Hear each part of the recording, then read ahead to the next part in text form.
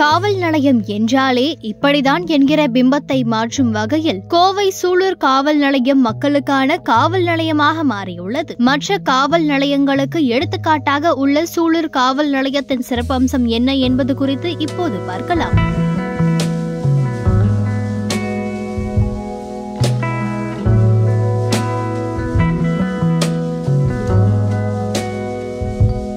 வனம், அடிப்படை வசதிகள், பார்க்கிங் வசதி, விழிப்புணர்வு வாசகங்கள் என காவல் நிலையத்தை மாற்றிய ஆய்வாளர் 30க்கும் மேற்பட்ட மூலிகை செடிகளை கொண்ட வனம், ரூபாய் 1.5 கோடி மதிப்பில் 600 CCTV கேமராக்கள், குடிநீர், கழிவறை, 2 சக்கர 4 சக்கர வாகனங்கள் நிறுத்த தனி பார்க்கிங், இன்னல்களுடன் வரும் மக்கள் பதட்டமின்றி இயல்பான மனநிலையில் புகார் கொடுக்க ஏதுவாக சூழலை கொண்டுள்ள சூலூர் காவல் நிலையம். சூலூர் காவல் நிலையத்திற்குட்பட்ட சுமார் 18 கிலோமீட்டர் தொலைவில் ஓடவும் முடியாது, ஒளியவும் முடியாத வகையில் கண்காணிப்பு. கோயம்புத்தூர் புறநகர் பகுதிகளில் முக்கியமானது சூலூர் பேரூராட்சி. திருச்சி சாலை செல்லும் பகுதியில் 3.3 ஏக்கரில் அமைந்துள்ள சூலூர் காவல் நிலையம் பெரிய பரப்பளவில் இருந்த போதும் கடந்த காலங்களில் புதர்மண்டி, முறையான பார்க்கிங், கழிவறைகள் வசதி கூட இல்லாமல் இருந்தது. தற்போது இந்த காவல் நிலையம் மற்ற காவல் நிலையங்களுக்கு முன்னோடி காவல் நிலையமாக புது பொலிவை பெற்றுள்ளது. 30க்கும் மேற்பட்ட மூலிகை, பழங்கள், பூக்கள் கொண்ட செடிகள், மரங்கள் நிறைந்த மூலிகை வனம் காவல் நிலையத்தின் நுழைவாயிலில்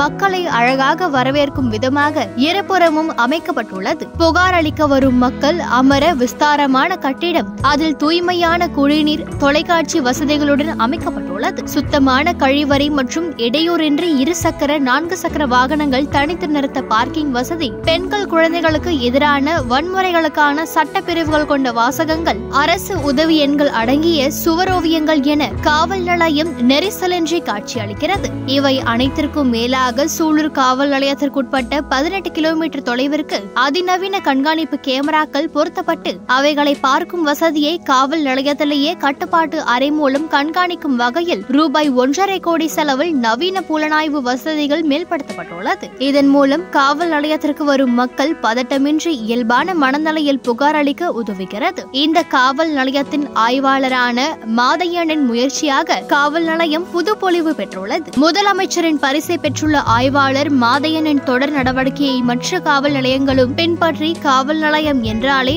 அச்சமூட்டும் அமைப்பு என்பதை மாற்றி அமைத்தால் எந்தவித தயக்கமுமின்றி பொதுமக்களும் புகார் அளிக்க முன் வருவார்கள் என்பதே இது நோக்கமாக உள்ளது.